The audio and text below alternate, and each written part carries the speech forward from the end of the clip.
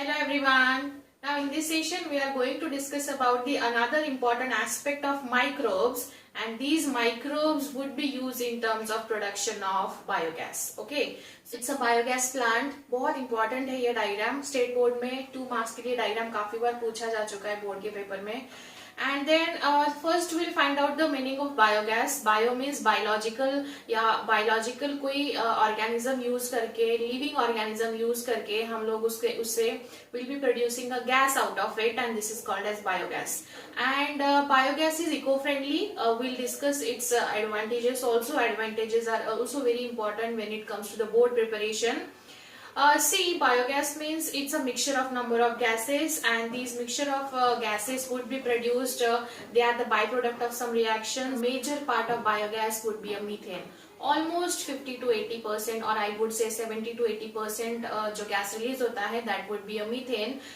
So as we all know, we already have seen in 11th standard methanobacterium, methanogen जो कि dung में पाए जाते हैं. Basically prefer anaerobic condition, and they are found in rumen of cattle, and they feed on cellulosic material, and when they are feeding they are releasing a number of gases, and we are using these type of gases for our well-being, and which is nothing but the biogas, or you can say it is also used for the industrial purpose, at the same time domestic purpose. Maybe you must have seen in the villages area. So now here we'll discuss the diagram. We'll discuss after some time, and as we all know, the major food of the cattle would be a grass or some sort of plants, and plants is rich in cellulosic components. Cellulose in their rumen, right? Rumen मतलब it's a part of stomach.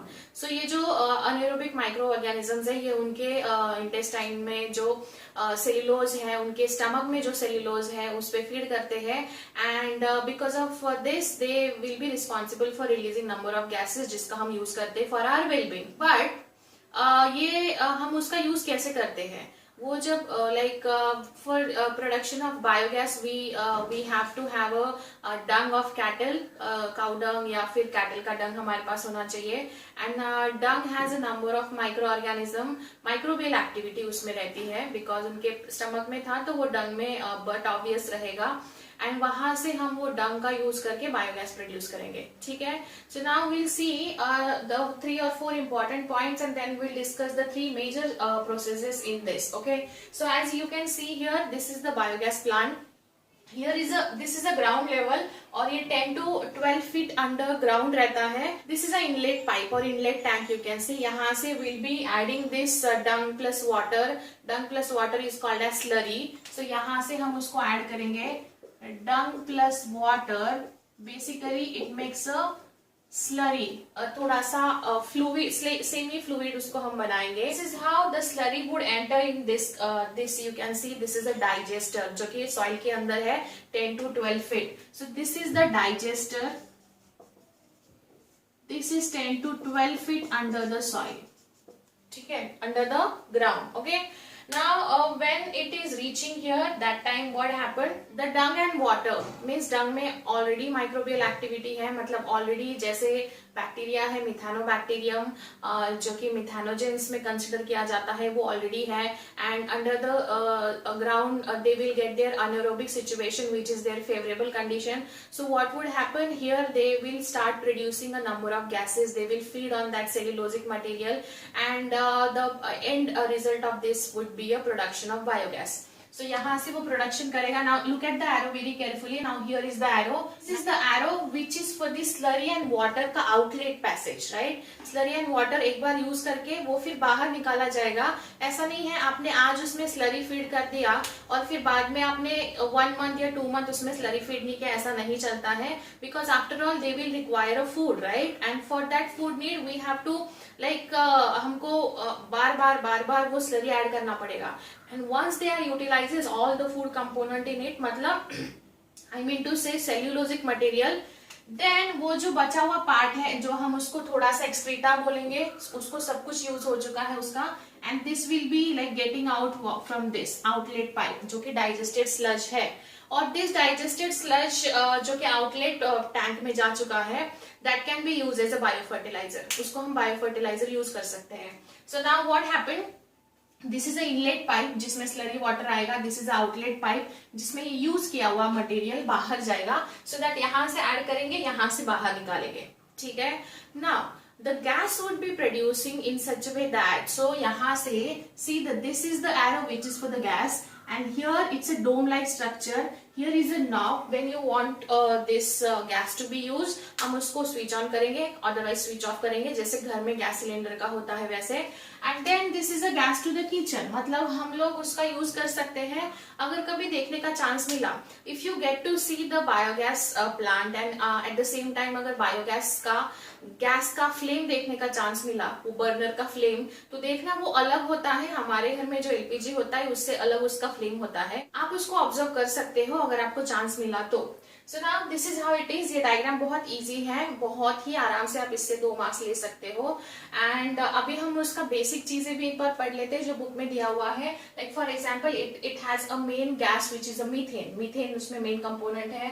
उसके बाद bacteria grow अनेरोबिकली, अनेरोबिकली bacteria grow होते हैं, and basically the group of bacteria which is called as methanogen, and the methanogen में भी there is one bacteria which is called as methanobacterium. So this is a methanobacterium, याद रखिए नाम, NCERT में दिया हुआ है। Now next is they are the part of rumen of cattle. Rumen मतलब it's a part of stomach, ठीक है। So rumen मतलब it's a part of stomach, right? And biogas contains, now this is a very important point, biogas contains almost 50 to 80% methane. Then along with methane it will also have a 15 to 45% CO2 and another gases would be in a traces amount. Used both as a domestic and industrial purposes के लिए भी हम इसको use कर सकते हैं। And basically this biogas production involves 3 major processes or 3 major steps, ठीक है। So ये अगर बेसिक आइडिया आपको पता चल गया होगा तो now we can discuss these 3 major stages. Now here we'll discuss the 3 major steps which would involve in the process of biogas production. So as you can see here there are 3 stages, right? So now first is anaerobic digestion or hydrolysis. Hydrolysis means it's a breakdown of molecule. So the complex insoluble polymers would be converted into a simple monomers. Bacteria would secrete the enzyme and these are called as hydrolytic enzyme. ठीक है? So complex form का simple form में conversion करने के लिए they have to have an enzyme and the enzymes are hydrolytic enzyme, means they have to now break down these insoluble polymers into, they have to convert into the simple monomers, right? So यहाँ देखिए they are the complex insoluble polymers. Polymers means they have a many monomers in a chain, but then when they are using enzymes, कौन से enzymes use करेंगे? Hydrolytic enzymes. Hydrolytic enzymes means these enzymes would be responsible for the breaking down of polymers, and these polymers are insoluble, so that they have to break it down into the monomers, so that वो monomers में उसको conversion करेंगे तभी आगे जाके वो digestion उनसे easy होगा and at the same time they will be able to produce the gas. Okay, so this is the first process which is called as, you can say, anaerobic digestion or hydrolysis. Okay, this is the first stage. Now second stage would be, now we have got monomers, हमको यहाँ monomers मिल गया।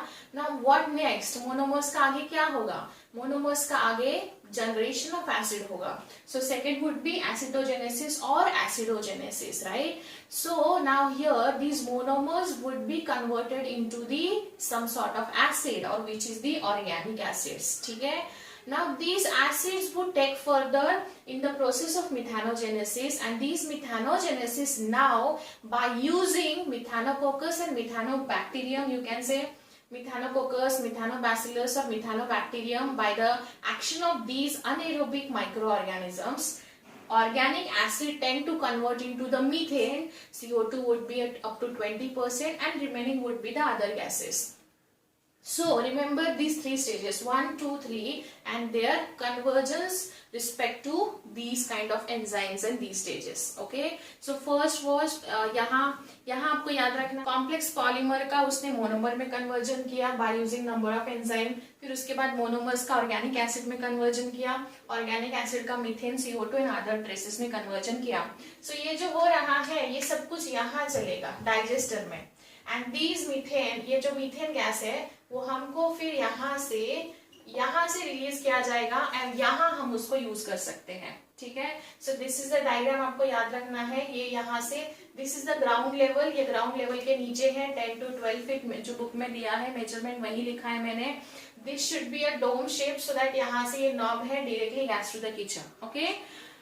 This is how it is. This is how the biogas would produce. Now we'll see the advantages of biogas. Now here are the advantages of biogas. There are 8 advantages of biogas और वो सारे advantages हमारे favour में and nature के favour में है। जैसे सबसे पहला है ये है बहुत ही सस्ता होता है, चीप होता है, सेफ है ये, right, cheap and safe and at the same time it's a renewable energy source जो कि हम बार बार उसको रिन्यू कर सकते हैं, ये कभी खत्म नहीं होगा।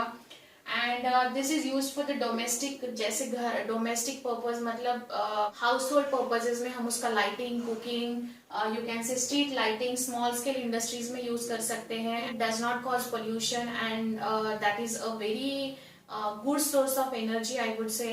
And it Burns with the blue flame, जैसे मैंने आपको बताया इसका फ्लेम देखना, ये ब्लू फ्लेम में होता है एंड ये विदाउट स्मोक होता है। So again a very favourable part towards the nature and us. Again it improves the sanitation of surrounding because इसमें डंग का यूज किया हुआ है and surrounding and it's eco friendly and it does not cause a pollution in balance of environment. So इसलिए ये ज्यादा use होना चाहिए and it can be easily generate हो सकता है, स्टोर हो सकता है, ट्रांसपोर्ट हो सकता है।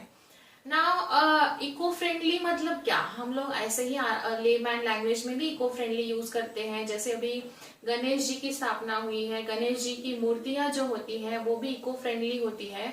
So what is the meaning of eco friendly, what do you understand by eco friendly? Eco friendly होने के लिए, किसी चीज को इको फ्रेंडली होने के लिए should be fulfilled with 3 or 4 criterias, right. Let's take an example. ये मेरे हाथ में एक XYZ नाम की चीज है, इसको अगर मुझे इको फ्रेंडली क्लेम करना है तो इसमें कौन सी कैरेक्टरिस्टिक होनी चाहिए? So now your homework is you have to find out the eco friendly thing criteria. कौन सी चीज को हम इको फ्रेंडली कंसिडर करते हैं जब उसमें वो क्राइटेरिया फुलफिल होता है। So you have to tell me criterias for the eco-friendly thing. Okay. Now here we have discussed the biogas production, very important for the board point of view. Write down each and everything. And advantages को थोड़ा lightly मत लीजिए because यहाँ मैंने बहुत point two point advantages लिख के दिए हैं। एग्जाम में आया तो रिपीट मत करिए। 8 पॉइंट्स आपके पास है, ज्यादा से ज्यादा 2 मार्क का क्वेश्चन आया तो you should be able to write 4 or 5 points, maximum 6 points. मैंने आपको 8 पॉइंट्स दिए हैं, 3 मार्क्स का क्वेश्चन आया तो भी आप 6 पॉइंट्स लिख सकते हो। हाफ मार्क्स होते हैं सबको, एक पॉइंट को। 4 मार्क का क्वेश्चन तो नहीं आएगा बिकॉज इस चैप्टर का वेटेज ही स्टेट बोर्ड में 2 से 3 मार्क का है, ठीक है। सो इसीलिए हर एक चीज बहुत अच्छे से लिखिए एंड प्रिपेयर करिए। And if any doubt in biogas then you can let me know. Now here will discuss microbes can also be use as a biofertilizers, ठीक है। Now this is the last part of this chapter, microbes use as a biofertilizer. As we all know, for ever increasing the demand of agricultural product, chemical fertilizers are used on a large scale to obtain a more yield. But now we are aware of chemical fertilizers would reduce the fertility of soil and it also causes the pollution towards the nature and environment. So now we have to think in terms of using a chemical fertilizer. So that instead of chemical fertilizers, we can use as these biofertilizers by using a microbes, and they are very you can say useful towards the nature, and they are also eco-friendly, and they are also responsible for the increasing yield of that field, right? So now nowadays you must have heard about the organic farming. Organic farming में कौन सा state सबसे आगे है ये आप मुझे बताओगे? ऑर्गेनिक फार्मिंग मतलब जिसमें केमिकल्स कुछ भी यूज नहीं होता है, सारी चीजें ऑर्गेनिकली होती है। So now when we are considering the organic farming then what kind of microbes can be used, okay. So there are certain microbes which can be free living हो सकते हैं, सिम्बायोटिक हो सकते हैं, some of the bacteria can also be there, or some cyanobacteria can also consider as this, because we have already discussed in the biological classification 11 standard. We are having a heterocyst which is responsible for the nitrogen fixation. So nitrogen fixation can enhance the fertility of the soil, right? Bacteria, though, as we all know, bacteria can use as a biofertilizer, but at the same time, fungi can also be used as a biofertilizer. Why? Because it is a mesh-like structure. It is a filament-like structure, so that it can hold water and nutrient much efficiently, and it will also help to absorb the water and mineral from the soil, and thereby increasing the again yield. Right? Now here we'll discuss the last part of the chapter, which is some microbes can be used as a biofertilizer. So first of all, here we'll discuss the biofertilizers in terms of bacteria. So they are symbiotic. Symbiotic हो सकते हैं, either they are free living. Symbiotic means it's association with something, and both are beneficial with the help of this symbiotic association. And free living means they are the free dweller, उनको कोई जरूरत नहीं किसी की, right? They have a association. जैसे मैंने अभी आपको बोला, सिम्बायोसिस मतलब एक किसी बैक्टीरिया का किसी चीज के साथ एसोसिएटेड होना बहुत जरूरी है. So now here we have to understand bacterias have association with the roots, but roots किसके? लेगुमिनस प्लांट के, right? So they have association with roots of leguminous plant. ठीक है. And we have seen the mineral nutrition nodule formation. So when they are associated with the root, they are responsible for the formation of nodule, and as we all know, nodule is responsible for the nitrogen fixation. So ये nodule nitrogen fixation करेगा. Rhizobium है, rhizobium ये nitrogen fix करवाता है. This is a type of bacteria, but ये थोड़ा सा specific हो जाता है कुछ प्लांट्स के लिए. तो जैसे पी के लिए दिया हुआ है राइजोबिया लेग्यूमिनोसारम, ये दिया हुआ है. एंड बीन्स के लिए फैसोली दिया है, राइजोबियम फैसोली दिया है. ये आपको याद रखना पड़ेगा. इसमें नीट में क्वेश्चंस पूछे जा चुके हैं, बोर्ड में भी हो सकते हैं question. So this is the best example of symbiotic. दूसरा एग्जाम्पल है विच is a free living. Free living में कौन से हैं? अज़ोटोबैक्टर, अज़ोस्पिरिलम. आपको ये नाम अच्छे से नोटबुक में लिख के हाईलाइट करके याद रखने हैं. कंफ्यूजन क्रिएट करने का कोई चांस नहीं है. सो ये बैक्टीरिया हमने पढ़े. Now will discuss the cyanobacteria. ठीक है. साइनोबैक्टीरिया एज इट इज हमको पता है, इसमें हेटेरोसिस्ट होता है. हेटेरोसिस्ट से नाइट्रोजन फिक्स किया जा सकता है, right? So first of all they are autotroph. Why? Because they have a ability to produce their own food. Photosynthesis करते हैं. अभी मैंने बताया ब्लू ग्रीन अलगे पिगमेंट्स होते हैं, फोटोसिंथेसिस कर सकते हैं. They are widely distributed. ये वाइडली डिस्ट्रीब्यूटेड है. Like they have aquatic habitat, at the same time they have a terrestrial habitat also. They are free living and filamentous. Free living है and filamentous होते हैं. Yes, filamentous होगी तभी तो heterocyst होगा उनमें. They majorly grow in paddy field. Paddy मतलब rice, rice के फील्ड में. है Allosaura, Nostoc, Tolipodrix, right? These are the example of this. And they have a heterocyst. ठीक है? They are the autotrophs. They are the free living, but some are symbiotic also. We have to understand in terms of symbiotic cyanobacteria. Symbiotic जैसे मैंने अभी आपको बताया, उसका association किसी के साथ होना चाहिए, राइट? सो यहाँ किसके साथ एसोसिएशन है वो हम पढ़ते हैं. पहले फाइंड आउट करते हैं सिम्बायोटिक बैक्टीरिया कौन सा है. सिम्बायोटिक बैक्टीरिया है एनाबिना अजोली, राइट? अभी अजोली उसका स्पीसीज नेम है, इसको कंफ्यूजन मत करना अजोला के साथ, right? So Azolla is an aquatic fern. ये फर्न है बट एक्वाटिक फर्न है. जैसे मैंने यहाँ डायग्राम ड्रॉ किया है, दिस इज अजोला. ये अजोला है. इसके लीफ बाइलोब होते हैं. They have a 2 lobes and roots होते हैं, और वो वाटर के सरफेस पे फ्लोट होते हैं because they are very minute, और वो एक्वाटिक फर्न है. ये जो उसके बाइलोब लीफ है, bilobe means 2 lobe. So these are having a cavity in between. Cavity में ये एनाबिना के फिलामेंट्स और मेश ग्रो होते हैं. In that cavity the mesh or the heterocyst of Anabaena would grow, and in that way they are responsible for the nitrogen fixation in the paddy field. Like जैसे यहाँ दिया है, वो vegetatively propagate होता है और बहुत फास्टली प्रोपेगेट होता है. बहुत फास्ट स्पीड है उसका प्रोपेगेशन का. प्रोपेगेशन का मतलब खुद को मल्टीप्लाई करता है, और बिकॉज ये बहुत जल्दी मल्टीप्लाई करता है पानी में, और ये पैडी मतलब राइस के फील्ड में, तो इस पे ये बैक्टीरिया ग्रो होता है, साइनोबैक्टीरिया ग्रो होता है. Anabaena filament are with heterocyst. They multiply inside the airspace of dorsal lobe of leaves of Azolla. So यहाँ देखो, ये मैंने क्या ड्रॉ किया है. This is the leaf. ये लीफ का स्ट्रक्चर है.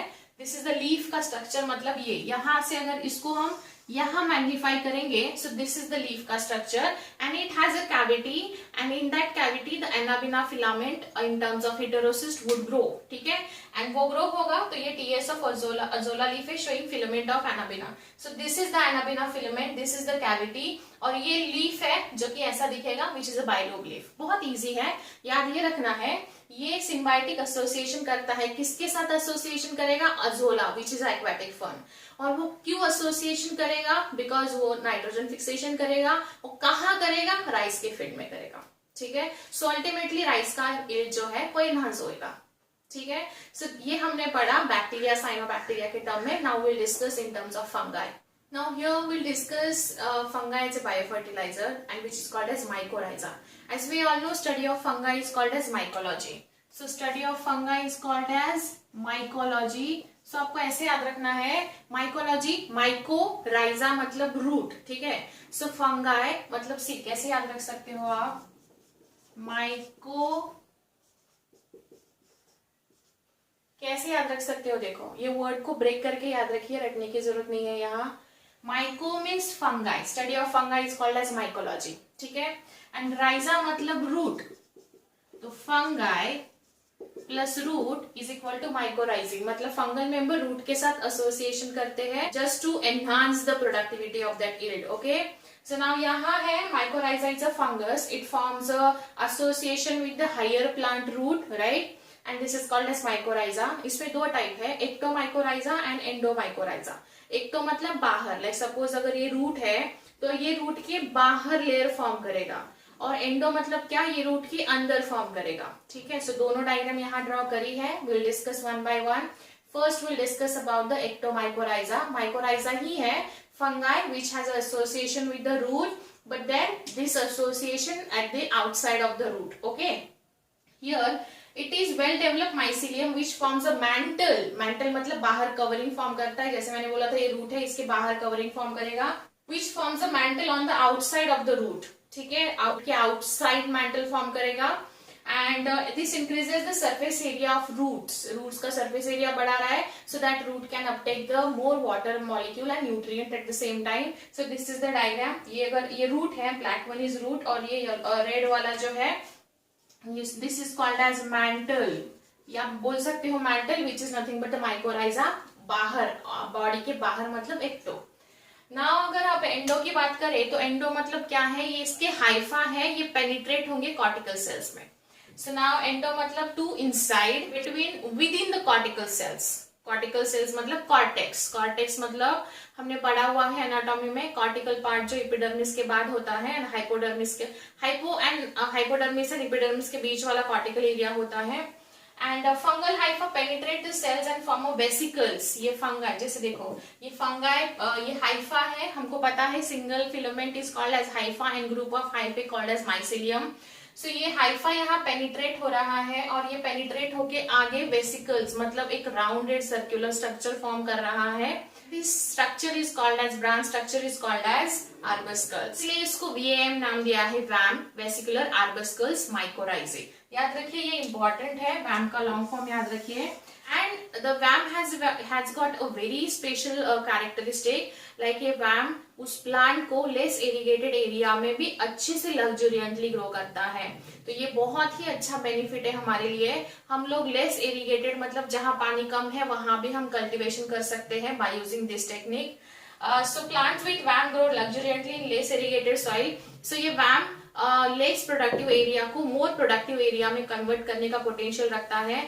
सो इसीलिए ये हमारे फेवर में ही काम करता है, फील्ड में यील्ड इंक्रीज करता है, right? So basically, I hope you have all understood the bacteria as a biofertilizer, cyanobacteria and fungi as a biofertilizer. Example and diagram के साथ याद रखिए. And ये chapter यहाँ खत्म हो रहा है, microbes in human welfare. If any doubt, you can let me know. See you in next session. Thank you.